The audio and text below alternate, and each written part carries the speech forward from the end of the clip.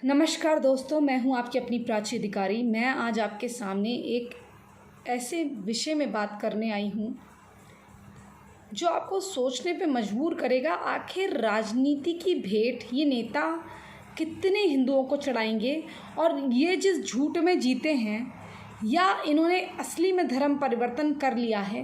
क्योंकि मुझे कभी कभी डाउट होता है, क्योंकि ऐसे जब आप बहुत ज़्यादा किसी चीज़ को करने लग जाते हैं ना, तो कहीं ना कहीं आपके दिल में उस झूठ के नकाब को पहनते पहनते वही आप एक्ट करने लग जाते हैं। जैसे आप जिस झूठ को जीते हैं उसी को सुबह शाम आप जीने लग जाते हैं। अब ये ताज़ा मामला किसका है?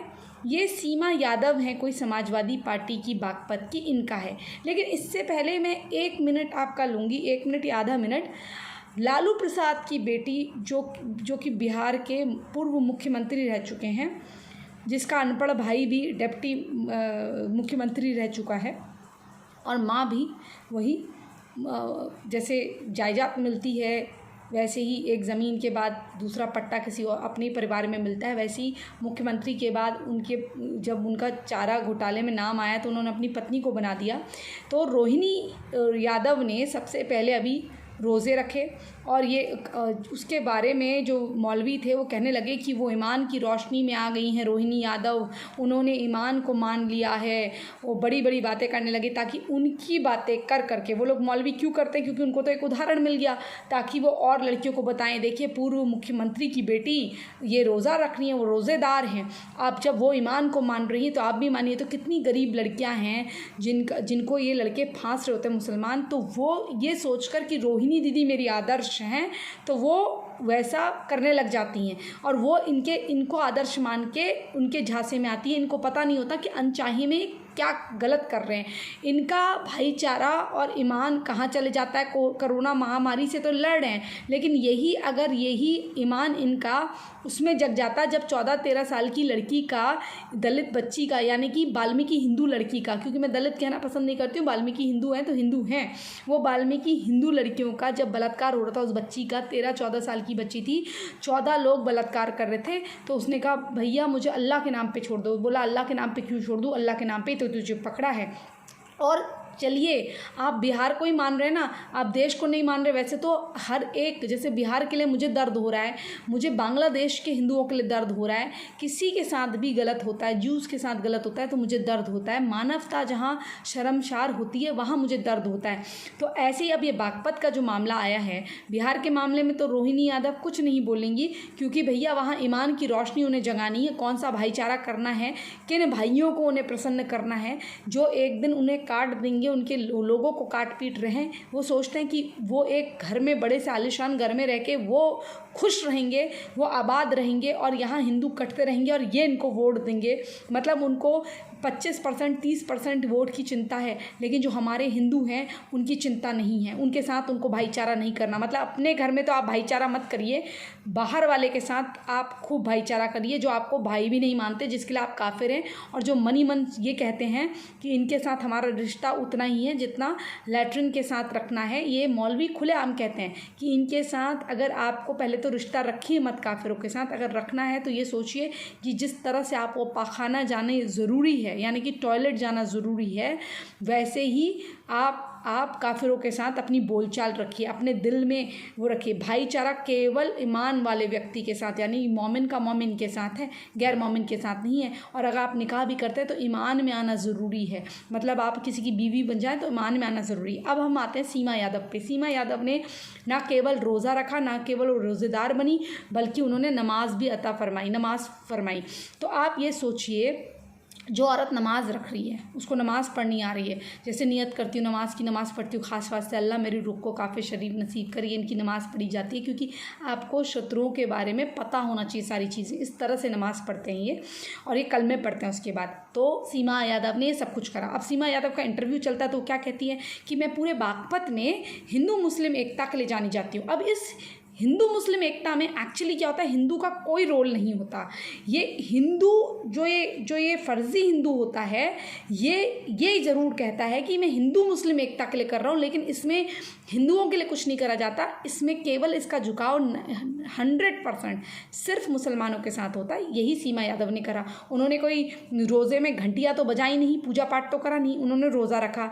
कभी उनको आरती करते हुए या करते हुए ये देखा कि उनका जो बेटा है शान आलम, जिसको उन्होंने बेटा बना रखा, कहती हैं कि इसके अब्बा के इंतकाल के बाद, यानी कि इसके फादर के डेथ के बाद, उनकी मृत्यु के बाद, उसके पिताजी की मृत्यु के बाद मैंने उसे गोद ले लिया, उसे मैं पाल रही हूँ और वो मेरा भतीजा है। अब शान आलम के अब्बा का इंतकाल, वालिद का इंतकाल हो जाता है और ये जो हैं उसे पालती हैं और कहती हैं कि सबसे बड़ा टेंट का बिज़नेस इसका है, चलिए आप इसकी मदद करी। कभी किसी हिंदू की, आपने कितने हिंदुओं के लड़कों को आपने टेंट का बिज़नेस करवाया, कहती सबसे बड़ा टेंट हाउस का बिज़नेस इसी का है।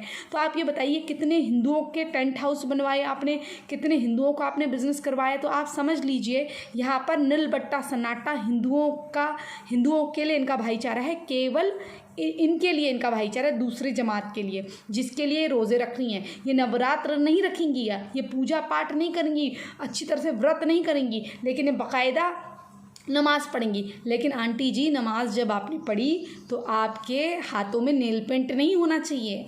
आप जो नमाज़ पढ़ रही हैं अपना मखौल उड़ा रही हैं, क्योंकि वो तो मन में सोच के बैठे हैं, देखो काफिर को हमारे लिए झुक रही है, नमाज़ पढ़ी है, हौली पोटी हौली आंटी नमाज़ पढ़ रही हैं, ये तो हटा लेती अपने, क्योंकि नमाज़ तो कबूल ही नहीं होती। ऐसे ज्वेलरी पहन के, ये पहन के नमाज़ नहीं पढ़ी जाती, क्योंकि मुझे सब पता है इनके बारे में। और इनके बारे में पता करने के लिए किसी को बेटा बनाना, किसी से चक्कर चलाना, किसी से ये करना ज़रूरी नहीं है। मुझे इनके बारे में सब पता है, कैसे नमाज़ पढ़ते, क्या पढ़ते, मुझे सब पता है। लेकिन अब क्या है ना कि आपकी तरह मुझे ना इनके भाईचारा करने की ज़रूरत है ना कुछ, दूर दूर से ही अच्छे हैं। तो जब देख दुख के आ जाता है ना कि एक लड़की है वो नेल पेंट मिटा रही है, नमाज़ पढ़ रही है, वो पता चल जाता है और पूरा कवर अप करना पड़ता है। आप क्या कर रही हैं, आप अपना मखौल उड़ा रही थी। आप जिस तरह से आप कर रही थी वो गलत था आपका तरीका, ठीक है। और दूसरी चीज़, आप हिंदू मुस्लिम एकता के लिए जानी जाती है ना, कौन सी एकता आपकी। मैंने सोचा कि बागपत में क्या कोई इतना भाईचारा है क्या, तो फिर मुझे याद आया कि बागपत का एक केस था, मैंने रिपोर्ट बनाई थी, वो कौन सा केस था। फिर मैंने अपने दिमाग पे जोर डाला और थोड़ा रिसर्च करी। बागपत का एक केस याद है आपको, अभी हाल ही में हुआ था, 1 साल हो रहा है उसको, 2020 का केस है। केकड़ा थाना नगर की रहने वाली एक लड़की थी जिसका तलाक हो गया था, उसका एक बेटा था और वो बड़ी डिप्रेस रहती थी। वो स्टाफ नर्स बन गई थी एक गांव में, बड़ौत में, वो बड़ौत का जो अस्पताल था वहाँ वो स्टाफ नर्स बन गई थी। वहाँ पर एक डॉक्टर जो अपनी पहचान छुपाता है, पहचान छुपा के इसको ये बताता है कि वो तलाकशुदा है और इससे 7 महीने तक शारीरिक संबंध बना के रेप करता है, इसका बलात्कार। क्योंकि अगर आप किसी को प्रेम के झांसे में लेकर उसके साथ शारीरिक संबंध बना रहे हो तो वो झूठ की बिना पे आप बना रहे हो, क्योंकि अगर आप उसको सच्चाई बताते तो वो आपके साथ नहीं सोती। और वैसे भी चलो उसने गलती करी लेकिन वो नहीं सोती, आप उसको ये बता रहे हैं कि मैं आपसे प्रेम करता हूँ और वो आपके साथ तैयार हो गई है क्योंकि उसको लग रहा है आप शादी करेंगे और आप अपने को हिंदू बता रहे हैं। तो पूरी गलत पहचान बता के आप उसका विश्वास जीत कर उस टूटी हुई औरत को, जिसका पहले ही घर टूटा हुआ है, उसको विश्वास दिला रहे हैं कि तेरे बेटे को तुझे मैं एक्सेप्ट कर लूँगा और मैं एक हिंदू लड़का हूँ और तुम अच्छी तरह से रहोगी। उसको ये बता के आप गलत पहचान बता के उसके साथ शारीरिक संबंध बना रहे हैं। वो प्रेग्नेंट हो जाती है, साथ वो प्रेग्नेंट होती है तो वो दबाव डालती है शादी का, तो उसको बताता है अपनी असलियत और कहता है तुम धर्म परिवर्तन करो। उसके बाद उस आदमी की पत्नी आती है, पत्नी कहती है धर्म परिवर्तन कर, और वो जब मना कर देती है और वो न्यायालय का रास्ता अपनाती है तो उसको घर में बुलाते हैं, उसके पेट में लात मारते हैं। तब कहाँ थी सीमा यादव जी आप, तब कहाँ थी सीमा यादव, तब तेरा भाईचारा कहाँ था। उसके बाद इसको सेक्स वीडियो दिखाता है और सेक्स वीडियो बना के इसके सेक्स वीडियो जो उसने बनाए होते हैं तो उस आदमी की पत्नी, उस मुसलमान डॉक्टर की पत्नी, वो भी डॉक्टर था या नहीं वो भी फर्जी था मुझे तो लगता है, क्योंकि ये 10-20 लाख में इनके मदरसों से पैसे इकट्ठा करके वो भी खरीद लेते हैं, जो लाते हैं ना ये फर्जी, ये लोन वोन लेकर मोबाइल लेके घूमते हैं, ये इसी तरह के काम करते हैं। मैं कितने लोगों को जानती हूँ जो बड़े बड़े पार्लर चलाते हैं, सलून चलाते हैं हैं और कहते हैं मैडम हमने तो आईफोन ना ये लोन के पैसों से लिया है, और ये ऐसे ही गायब हो जाते हैं गलत गलत आईडियों से, ठीक है। और ये इसमें हमारे हिंदुओं की भी गलती होती है जो उनको लोन पास कर देते हैं। उसके बाद एक बीए की छात्रा थी, 25 अगस्त 2019 का केस है, बागपत का ही केस है।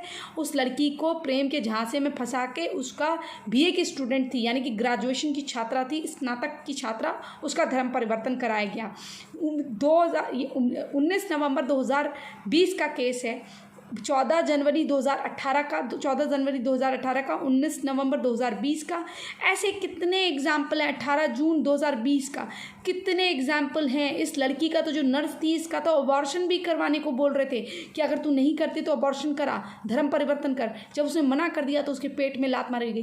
तब इतने सारे केस जो बागपत में हो गए। तो कौन सी तुम हिंदू मुस्लिम एकता की फुलझड़ी जला रही हो, रॉकेट जला रही हो, मिसाइल जला रही हो? सीमा आंटी पहले ये बताओ, आपको तमीज़ नहीं है?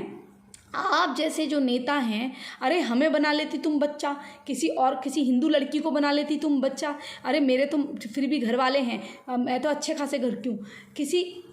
किसी गरीब लड़की को गोद ले लेती, 4-5 लड़कों को ले लेती। इतना टेंट हाउस का बिजनेस, तुम्हारे पास इतना पैसा है अगर, तो किसी 4-5 बच्चों को, हिंदू बच्चों को गोद ले लेती, छोटे छोटे बच्चों को गोद ले लेती, उनके साथ भी भाईचारा कर लेती। जो अपने गरीब, कहते हैं ना चैरिटी बिगिंस एट होम, पहले अपने घर को देखने के बाद उसके बाद आप बाहर आके देखो। पहले जो अपने गरीब रिश्तेदार हैं उनको देख लेती, फिर आस पड़ोस के जो गरीब हिंदू थे उनको देख लेती। कहाँ तक भाईचारा तुम्हारा है? यूपी में भाईचारा निभा रही हो जो, वो भी आपको शान आलम के साथ मिला। वो हर रक्षाबंधन में आपसे राखी बंधाता है, वो आपसे भैया दूज में वो टीका लगवाता है। अच्छा, तो बाकी हिंदू नहीं थे आपके? मतलब वो जो आपके साथ नवरात्रि के व्रत रखता है, क्या वो गाय का मीट नहीं खाता है? तो तुम भी उसके साथ भाईचारा के प्रतीक बनने के लिए गाय का मीट भी खाती होगी, कल को तो तुम गोबर भी खा लोगी। इस प्रकार की जो बातें हैं तुम लोगों की उलझुलूल, इसी वजह से हमारी हिंदू लड़कियां बर्बाद हो रही हैं। कब तुम्हारे इसी भाईचारे के भेंट ये हिंदू लड़कियां चढ़ रही हैं। और इनकी ये जो निकिता तोमर भी हुआ है ना, ये तुम जैसे लोगों की ही देन है। ये तुम्हारे भाईचारे के वोट बैंक के चक्कर में ऐसे ही रोहिया बसा के, कल को वो शान आलम तो अपना दीन निभाएगा। और ऐसे मैंने बहुत केसेस देखे हैं जिसमें बचपन से राखी बांधते हुए आ रहे हैं और वही आदमी बलात्कार कर रहा है। तो ये जो तुम्हारा भाईचारा है, मुझे बहुत अच्छी तरह से पता है कि दीन के हिसाब से दीनी बहन होना या दीनी बुआ होना अलग बात है। आपको मौखिक तौर पे दीदी या बाजी बोल दिया जाता है, लेकिन निकाह से 10 सेकंड पहले लड़की अपने शौहर को भी भाई बोल सकती है। लेकिन वो भाई असली वाला भाई नहीं होता, वो बोलने के लिए, जैसे दीन के लिए ऐसे भाई, लेकिन वो कौमी ऐसे दीन का भाई है। लेकिन इसका मतलब क्या है, उनके अनुसार वो कहते हैं कि अगर सभी भाई हैं तो पूरा, ऐसे तो आदम अस्सलाम थे और वो जो उनकी औरत थी, ऐसे तो सभी भाई बहन हैं, 2 ही आदमी से। उनकी जो फिलॉसफी है वो ये है मुसलमानों की, ऐसे तो एक औरत एक आदमी हुई तो ऐसे तो हम सभी भाई बहन हो गए। तो उनका ये मानना है, इसलिए वो भाई बहन इस तरह से नहीं मानते। वो अपनी माँ के पेट से आई हुई, माँ के नीचे से निकली लड़की को ही बहन मानते हैं। वो माँ की वजाइना यानी कि माँ के गर्भाशय, माँ के वूम से निकली हुई बेटी यानी कि माँ के गर्भ से निकली हुई बेटी को ही अपनी बहन मानते हैं, अपना भाई। वो माँ के, अगर उनकी एक अब्बा की औलाद है, मतलब अगर वो सौतेली बहन है, उससे भी कुछ सर्कमस्टांसेस में उनके विवाह हो सकते हैं। इसलिए आप ये फालतू की बातें तो यहाँ ना करें। आपको नमाज़ पढ़नी है, आपने धर्म परिवर्तन कर लिया है, केवल नाम की सीमा यादव हो, उससे कोई फ़र्क नहीं पड़ता है। लेकिन आपने जो एक करतूत करी है ना, जो यहाँ लड़कियों के साथ हो रहा है, ये स्टाफ नर्स जो थी इसको इंसाफ दिला देती। इसके जो पेट में जिस औरत ने लात मारी उसके 2 छापड़ मार के उसको चुटिया घसीट के लाती, तब तो मैं मानती आपकी हिंदू मुस्लिम एकता को।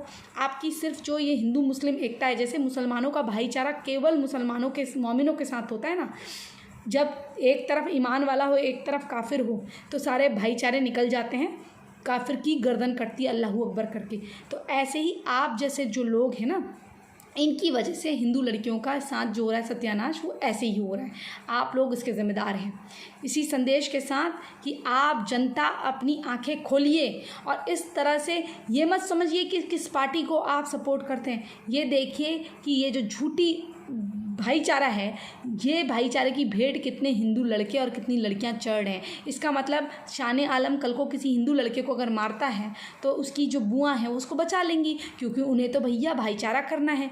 अगर कोई लड़की को भगा के लाता है हिंदू को तो धर्म परिवर्तन कराने में भी मदद करती होंगी बुआ जी, क्योंकि बुआ जी का तो भतीजा जो है वो दीन वाला है, तो बुआ जी को भाईचारा निभाना है। मरे हुए जो भाई गुजरे हैं उनसे वादा करा हुआ है कि आपको औलाद को मैं अपनी औलाद की तरह पालूंगी। तो इस तरह से जो बुआ जी हैं जो अपना फ़र्ज़ निभा रही हैं, बाकी के हिंदू लड़के जाएं तेल लेने।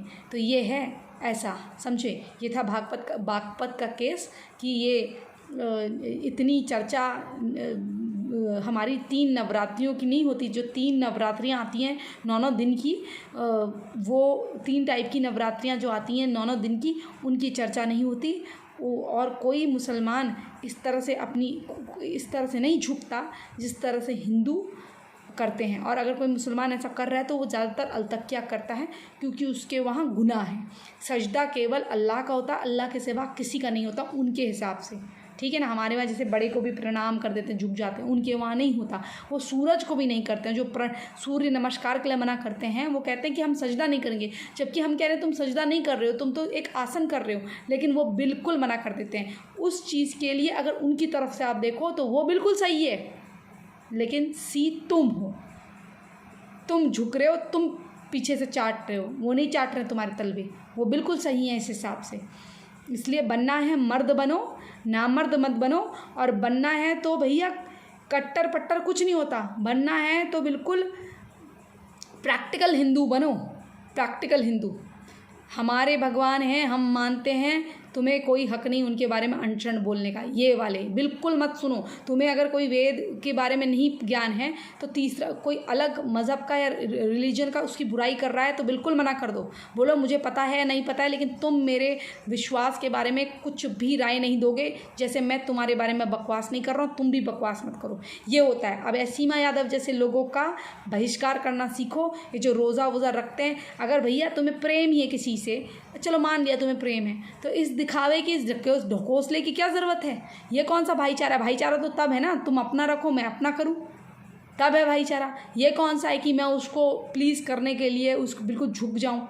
चलिए दोस्तों, मैं आपको जो बताना चाहती थी, मेरा मैसेज क्लियर हो गया। मैंने बता दिया आपको। रोहिणी यादव, लालू प्रसाद यादव की बेटी से लेकर JDU क्या नाम है वो जो उसकी पार्टी है उससे लेकर ये समाजवादी का हाल, ये दोनों एक ही थाली के चट्टे बट्टे। ये इनके तलवे चाटने वाले।